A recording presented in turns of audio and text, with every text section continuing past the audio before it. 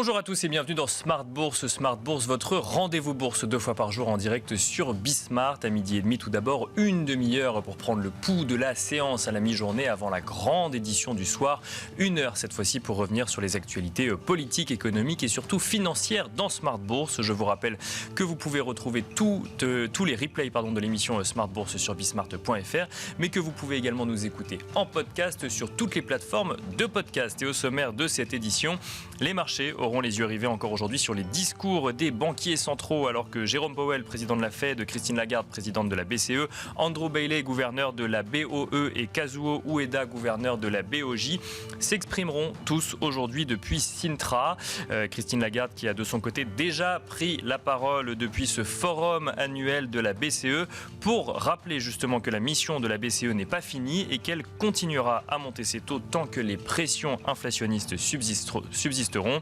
Une sorte de message envoyé au marché sur une stratégie de taux élevés que la présidente de la BCE semble vouloir annoncer durable, plus durable en tout cas que ce que les marchés semblent pricer aujourd'hui. On note tout de même que la séance du jour s'ouvre dans le vert pour le CAC 40. Le CAC 40 qui évolue actuellement en progression de 0,90% à 7281 points exactement. Un CAC 40 porté par la progression des marchés américains hier, eux-mêmes portés par la publication d'indicateurs économiques meilleurs que prévus dans le secteur de l'immobilier, mais aussi en matière de commandes de biens durables ou en ce qui concerne la confiance du consommateur américain. Et sur ce sujet justement, l'indicateur de confiance des consommateurs en France ressort lui aussi légèrement en hausse. Il passe de 83 points en mai à 85 points sur le mois de juin. En revanche, en zone euro, la croissance des prêts bancaires aux entreprises, toujours sur les indicateurs macroéconomiques, donc la croissance des prêts bancaires aux entreprises et aux ménages ralentit une nouvelle fois. Celle-ci passe d'une croissance de 4,6% en avril à 4% au mois de mai, conséquence directe des hausses de taux pratiquées par la BCE. Et enfin, toujours au sommaire donc de Smart Bourse, nous reviendrons dans cette émission sur les niveaux de marché de part et d'autre de l'Atlantique, mais notamment en France, et nous nous demanderons, dans le contexte macro et micro actuel, à quelques jours de la saison des résultats également aux États-Unis, ce qui peut encore amener le marché plus haut. Nous en parlerons en deuxième partie d'émission avec Gilles Lenoir, gérant chez Sycomore. On se retrouve tout de suite sur le plateau de Smart Bourse.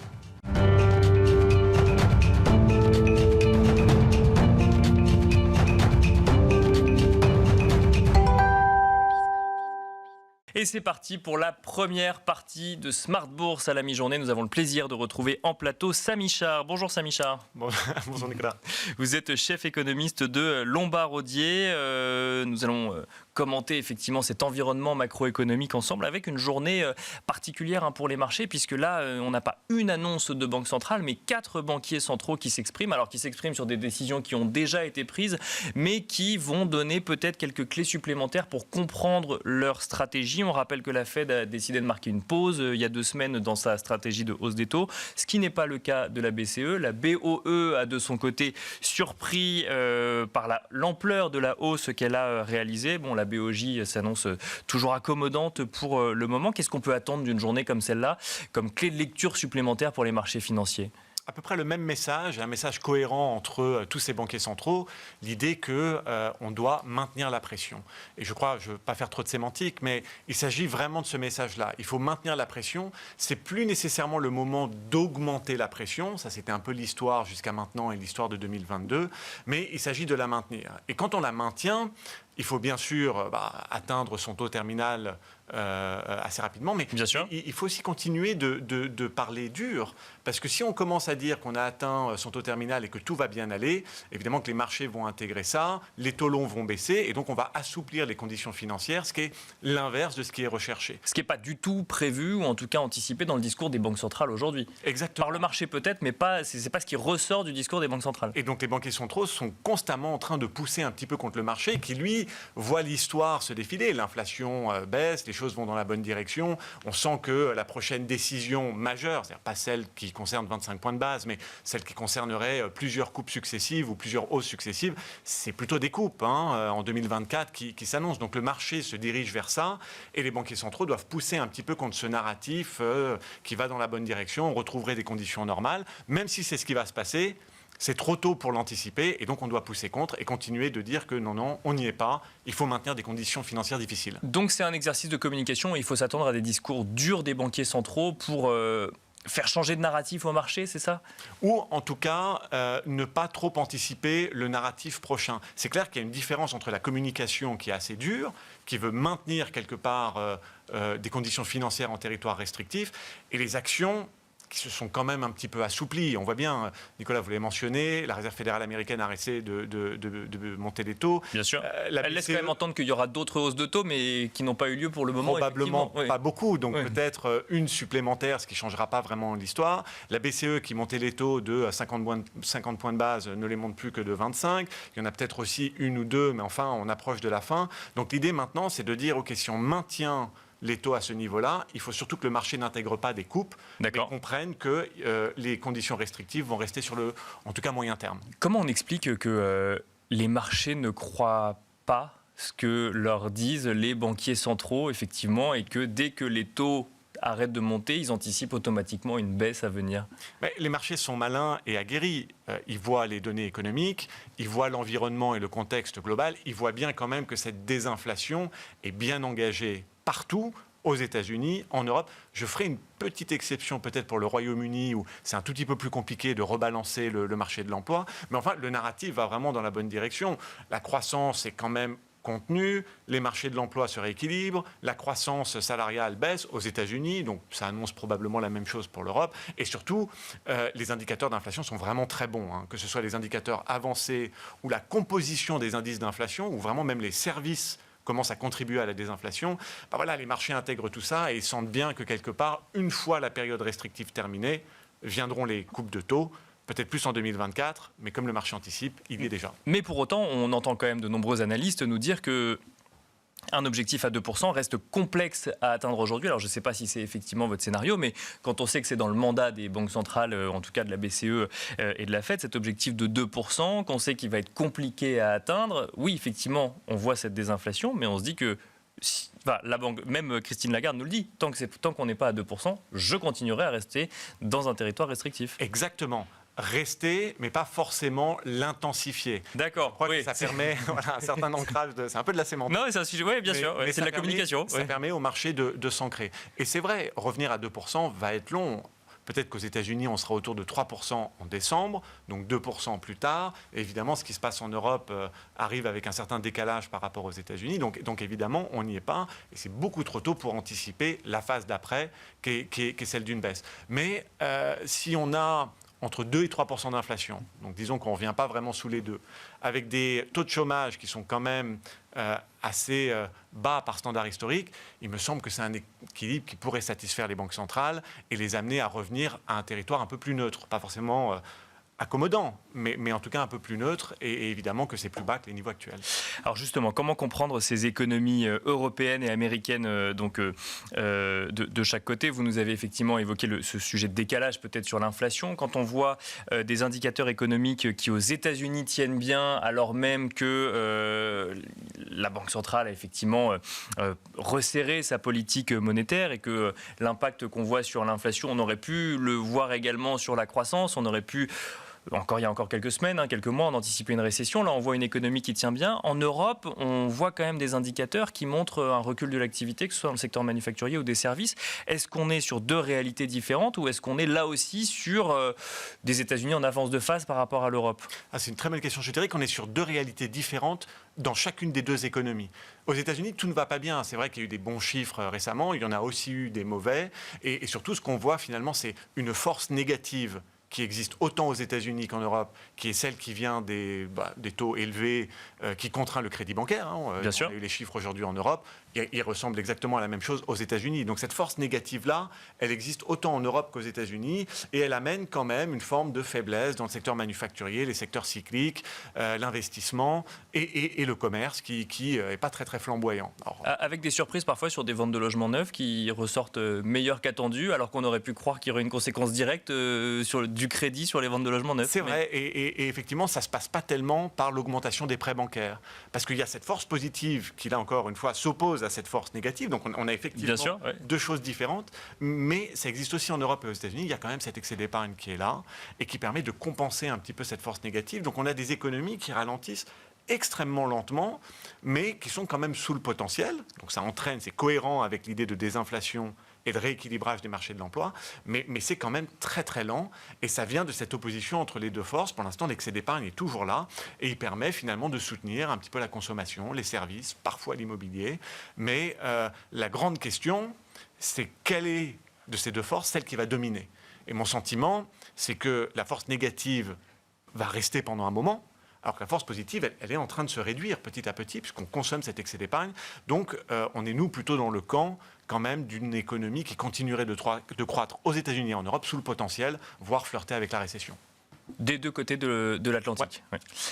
En Europe, faut-il s'attendre à une récession plus dure qu'aux États-Unis, à la vue des chiffres qu'on découvre mois après mois? Alors, pas nécessairement, parce qu'il y a... Donc à cette force positive que je mentionnais, qui existe dans les deux côtés, cet excès d'épargne, il y a un petit truc en plus en Europe qui est quand même l'apaisement de cette crise du pouvoir d'achat liée à l'énergie. Les Américains l'ont moins ressenti, donc l'ont moins subi l'année dernière, alors que les Européens l'ont beaucoup subi. Et donc cet apaisement, il va quand même soutenir un petit peu l'Europe, le consommateur, peut-être pas complètement compenser la force négative, mais ça devrait permettre d'éviter un décalage de croissance trop important avec les États-Unis. Pour bien comprendre, j'entends souvent sur ce plateau que le risque en Europe serait peut-être aussi celui d'une stagflation. Alors vous êtes plus sur effectivement un scénario récessif en Europe. Oui, on a du mal à croire à la stagflation simplement parce que les tendances ne sont pas là. Aujourd'hui, si on fait vraiment ce débat-là, peut-être que dans la définition, on flirte avec la stagflation, la croissance est basse, l'inflation est toujours élevée. Le sujet, c'est l'intensité, effectivement, de... Mon sentiment, c'est où est-ce qu'on va? Et la réalité, c'est que l'inflation est en train de baisser. Elle est en train de baisser quand même assez matériellement des deux côtés de l'Atlantique, d'ailleurs. Donc on va plutôt se retrouver dans un environnement, je pense, un peu plus normal en ce qui concerne la croissance, qui est toujours relativement faible, mais une inflation qui me semble beaucoup plus maîtrisée que ce qu'elle a été ces 18 derniers mois. Si on revient effectivement sur le cas particulier du Royaume-Uni, avec vous toujours, Samy Char, on a vu cette Bank of England dont les marchés attendaient une hausse de 25 points de base. Les chiffres de l'inflation ont peut-être un petit peu accéléré cette décision d'augmenter de 50 points de base finalement. Qu'est-ce que ça nous dit, cette décision de la BOE? Est-ce que ça nous dit que les banques centrales peuvent encore nous surprendre les marchés aujourd'hui, ou à l'inverse que le Royaume-Uni est un cas particulier et qu'on ne peut pas généraliser à l'Europe, même si c'est juste à côté, ou aux États-Unis? Alors, je suis plutôt preneur de la deuxième option, c'est-à-dire qu'il y a quand même quelque chose de très particulier au Royaume-Uni, de beaucoup plus laborieux, de beaucoup plus difficile. L'inflation ne va pas rester à ces niveaux-là au Royaume-Uni non plus, mais c'est beaucoup plus difficile de la faire baisser, déjà de par leur commerce et de ce qu'ils importent, qui coûte beaucoup plus cher, l'impossibilité de rééquilibrer le marché de l'emploi avec un marché d'immigration complètement fermé. Bon, il faut aussi s'attendre à ce qu'il y ait des hauts et des bas dans cette histoire de désinflation. On l'a vu en Australie, par exemple, avec une inflation qui avait surpris à la hausse le mois dernier, poussé la Banque d'Australie à monter les taux, et elle est sortie ce matin bien plus basse qu'attendue. Donc, il y a aussi beaucoup plus de volatilité dans les chiffres, et ça, c'est une réalité un peu post-Covid, parce que les effets de base sont très importants. Donc, il y a quand même quelque chose de spécifique au Royaume-Uni. Mais avec un marché du travail particulièrement tendu. Exactement, difficile à rééquilibrer, une croissance salariale qui n'est pas en train de retomber comme c'est le cas aux États-Unis, où là vraiment on retrouve une croissance salariale qui est cohérente avec une inflation quasi à 3, voire bientôt sous les 3. Donc quelque chose de très spécifique, mais encore une fois, des surprises, on en aura, même si la direction générale est bonne. Il y aura des hauts et des bas, des moments où on sera surpris positivement, des moments moins. Donc il faut effectivement rester bien accroché. Bon, 4 banquiers centraux qui s'expriment aujourd'hui. On a évoqué effectivement le cas des États-Unis, le cas de l'Union européenne, le cas du Royaume-Uni. Il y a également la Banque centrale du Japon, enfin en tout cas le gouverneur de la Banque centrale du Japon qui va s'exprimer aujourd'hui. Sur les émergents, effectivement, on peut parler du Japon, mais quand on parle du Japon, il faut peut-être aussi parler de la réouverture chinoise. Quel est votre scénario sur cette réouverture qu'on sent moins dynamique qu'attendue par les Européens, parce que totalement en phase avec ce que les Chinois avaient annoncé pour le coup, mais quand même avec un gouvernement qui dit on va peut-être accélérer quand même un petit peu notre soutien pour s'assurer d'atteindre ces 5% de croissance cette année. Oui, je trouve les jugements très sévères. Quand on regarde tous les indicateurs de croissance et d'activité jusqu'à maintenant, on a, nous, une attente à 5,5 pour cette année en Chine, et on n'a aucune raison de revoir ce chiffre. Mais là, encore une fois, il y a des tendances un peu divergentes en Chine. Tout ce qui est domestique, consommateur, finalement fait assez bien et bénéficie de cette réouverture et de l'épargne.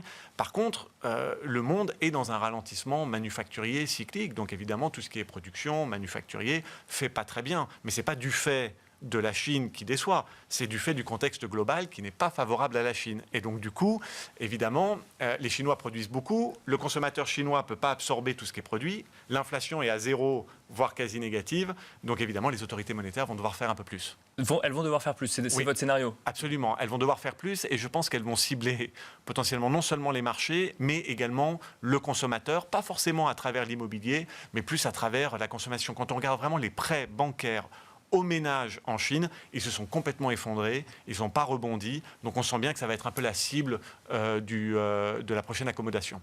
Le sujet, c'est peut-être l'ampleur du soutien de l'exécutif chinois à son économie. On a vu plusieurs grandes banques revoir à la baisse leurs prévisions de croissance pour la Chine, justement parce que, effectivement, l'anticipation du soutien ne serait pas à la hauteur. Quelle est votre vision là-dessus? Est-ce qu'il faut s'attendre à un soutien modéré ou au contraire un soutien massif du gouvernement chinois à son économie? Absolument, à partir de maintenant, les soutiens monumentaux sont à écarter. La Chine sera de toute façon beaucoup plus vigilante qu'elle ne l'a été en 2008 ou même après. Donc il y a du soutien. C'est quand même la seule zone et la seule économie où les deux politiques, fiscales et monétaires, sont en positionnement d'accommodation. Donc c'est quand même une grande différence relative. Mais effectivement, ils ne feront pas le bazooka comme ils ont pu faire par le passé. Ce sera beaucoup plus modéré pour éviter les excès qu'on a pu voir dans certains pans de l'économie. En revanche, les attentes, je trouve, du consensus étaient très basses. Elles ont beaucoup monté, elles ont été un peu trop hautes et elles sont en train de se rééquilibrer vers 5, 5,5, ce qui me paraît raisonnable. Très rapidement, avant de passer effectivement au marché, à l'analyse du marché, le yen qui signe ce matin un plus bas de 7 mois, quelle est votre analyse sur effectivement ce contexte japonais, cette banque centrale toujours très accommodante? Ça va se passer. Notre sentiment, c'est qu'elle va se mettre en phase avec la réalité économique du pays, qui est une activité économique qui va bien et une inflation qui est quand même élevée. C'est vrai qu'ils ont le temps. Après 20-30 ans d'inflation très très faible, ils sont moins pressés peut-être et moins désireux de voir cette inflation retomber très vigoureusement comme c'est le cas en Europe ou aux États-Unis. Mais aujourd'hui, le contrôle de la courbe des taux au Japon ne fait plus sens. Donc ils vont l'abandonner et on a fait un petit point d'agenda autour de septembre pour une annonce officielle de cet abandon du contrôle de la courbe des taux. Merci beaucoup Samy Chard de nous avoir accompagnés dans la première partie de Smart Bourse. Je rappelle que vous êtes chef économiste de Lombard-Odier. Quant à nous, on se retrouve tout de suite dans la deuxième partie de Smart Bourse.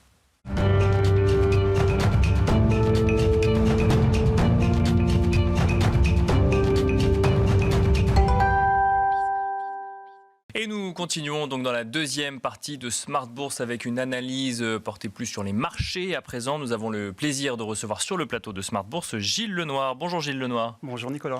Bienvenue sur le plateau de Smart Bourse. Vous êtes gérant chez Sycomore. Nous allons tenter de comprendre ensemble si la hausse des marchés peut continuer. Si oui, quels seraient les drivers de cette hausse et ce qui nous amène peut-être à poser un petit peu le contexte de ce qu'on a pu voir sur les marchés ces derniers mois avec des performances des indices qui laissent entendre que le marché a encore du potentiel, mais quand on regarde dans le détail, on a quand même l'impression que ce soit en Europe ou aux États-Unis, un faible panier de valeurs fait la hausse ou la baisse des marchés. Oui, alors pour remettre un peu de façon plus large, je dirais qu'effectivement la performance des indices boursiers, et notamment en Europe, elle est quand même phénoménale. C'est-à-dire que depuis fin septembre 2022, le marché a pris 30%, year to date on est quasiment à plus 12%, et en year on year on est à plus 15%.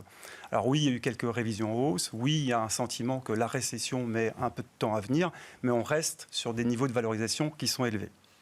Alors vous mentionniez justement effectivement que ces marchés ont été tirés par un très faible nombre de valeurs. Bien sûr. La statistique qui est connue, c'est que 85% de la hausse est faite par juste 15 valeurs. Donc c'est effectivement pour les S&P 500, ce qui montre effectivement quelque chose d'assez... Finalement, un scénario qui est assez rare en fait dans les marchés boursiers. Mais quand ça se passe, la lecture classique, c'est que la hausse va se poursuivre en élargissant finalement le nombre de participants. D'accord. Alors, En tout cas, c'est ce qu'on a vu par le passé. C'est ce qu'on a vu par le passé. Alors ça, c'est la vision classique, puisqu'on peut toujours essayer un petit peu d'argumenter sur est-ce que le classique va se répéter. En fait, là où on est quand même historiquement sur un marché un peu atypique, c'est que les flux vers la gestion passive n'ont jamais été aussi hauts. D'accord. Et ça a une logique, en fait, d'aller vers juste quelques méga-caps et vers quelques thématiques. Et c'est là où on peut douter ou pas de l'élargissement de la participation. Ça, c'est la première analyse technique qu'on peut faire sur le marché actuel.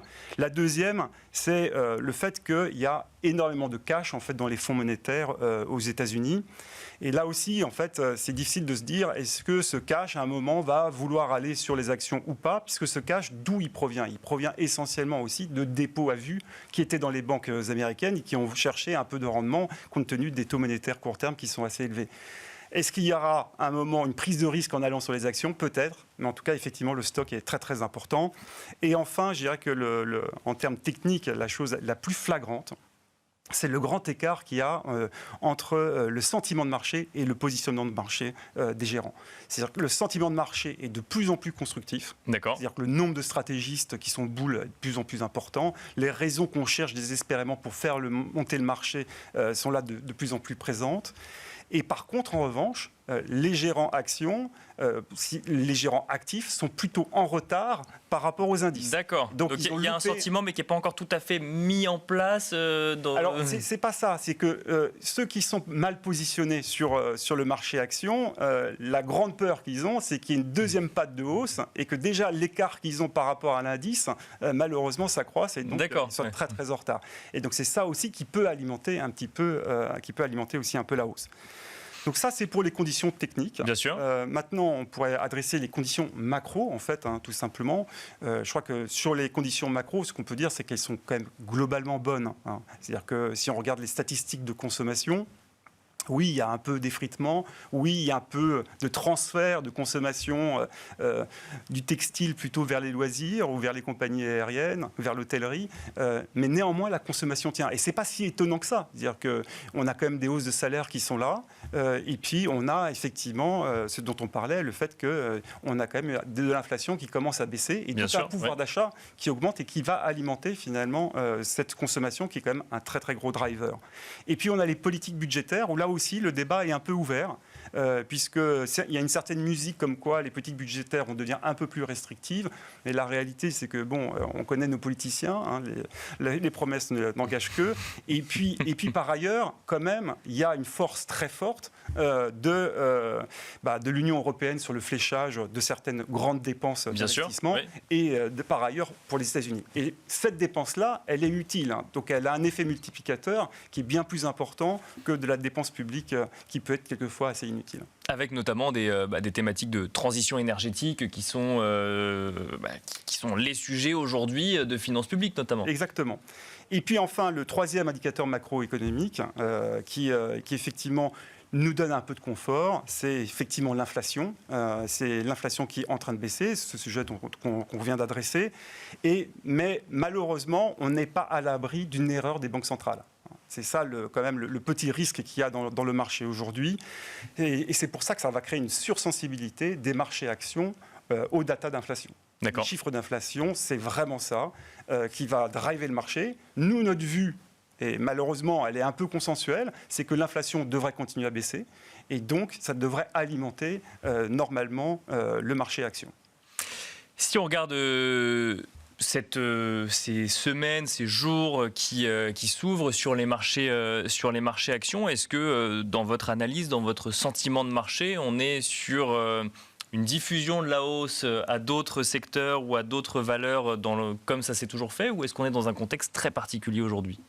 Alors, si on regarde maintenant effectivement de façon un peu plus micro, d'abord, effectivement, on va rentrer un peu dans la earning season avec notamment les calls qui sont faits par les analystes pour savoir un peu ce que vont annoncer un peu les sociétés.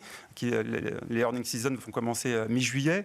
Et ce qu'on entend, en tout cas sur les dernières conférences organisées par les brokers, c'est que le sentiment général des entreprises est quand même très positif. Donc ça, c'est plutôt constructif. Néanmoins, il y a quand même quelques profit warnings qui ont été faits, notamment dans la chimie. Bien sûr. Il y a aussi, dans toute l'activité service aux entreprises, on sent que la clientèle finale a un processus décisionnel qui est un peu plus long. Mais néanmoins, absolument rien de catastrophique. Et par rapport aux attentes, pas grand-chose, je veux dire, en termes de révision en baisse à venir. Plutôt je dirais, une confirmation des guidance qui ont été donnés par les sociétés. Et ça, c'est plutôt assez positif.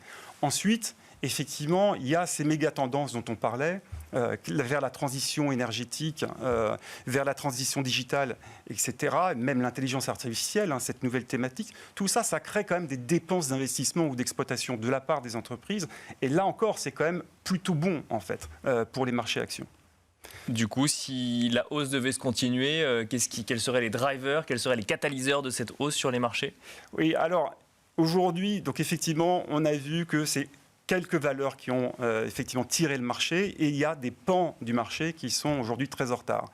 Les secteurs de croissance ont tiré le marché. Ouais. Même, je dirais qu'il y a une vue très consensuelle et complaisante sur les valeurs de croissance, en se disant finalement, il y a un ralentissement économique, je gagne. Et puis même s'il n'y a pas de ralentissement économique, de toute façon, j'ai de la qualité, donc je gagnerai. Donc effectivement, il y a un surpositionnement sur les valeurs de croissance qui nous semble aujourd'hui un peu injustifié. Ensuite, il y a un débat entre défensive et cyclique en permanence dans le marché qui est lié. Est-ce que finalement on va vers un soft landing ou même no landing par rapport à un hard landing ? Et évidemment, si on va vers un soft landing, l'achat des cycliques est évident. D'accord. Quelque chose d'évident. Et par ailleurs, enfin, je crois qu'il y a tout un segment de marché aujourd'hui qui est complètement oublié, puisqu'il y a une vraie polarisation du marché, qui est celui finalement des market cap en dessous de 20 milliards d'euros. C'est-à-dire qu'il y a à peu près une dizaine d'années, en fait, on appelait une mid-cap une société qui a une capitalisation boursière inférieure à 5 milliards d'euros. Et puis ça a été 10. Et puis maintenant, aujourd'hui, c'est 20. C'est-à-dire que vous avez une sous-performance finalement des méga-caps qui est extrêmement importante par rapport aux sociétés qui ont une capitalisation boursière inférieure à 20 milliards d'euros. Et ça, c'est lié à quoi finalement ? C'est lié effectivement à la gestion passive qui va dans des indices avec des sociétés qui sont beaucoup plus liquides, sur la gestion passive sur des thèmes où on va choisir évidemment les sociétés plus liquides. Et puis quand même, les grandes entreprises finalement nous ont un peu étonnés en termes d'exécution avec finalement un succès à élargir finalement leur marché adressable et ne pas être attrapé par la loi des grands nombres. Et ça a été quand même quelque chose d'assez étonnant. Et même leur agilité pour prendre finalement la transition digitale, les considérations ESG par les grandes entreprises, finalement, ont été en Europe, en tout cas, prises de façon assez proactive. Très rapidement, sur le timing qui nous reste, donc ça pourrait être le moment, enfin, des mid-cap, voire des small annoncés depuis plusieurs mois. Donc ça pourrait être le moment des valeurs qui ont une capitalisation en dessous de 20 milliards d'euros. En plus, ce qui tombe bien, c'est que plus vous allez dans des capitalisations boursières petites, plus ce sont généralement des cycliques, et nous avons une vue constructive sur le cycle. Merci beaucoup Gilles Lenoir de nous avoir accompagnés dans la deuxième partie de Smart Bourse. Je rappelle que vous êtes gérant chez Sycomore. Merci beaucoup.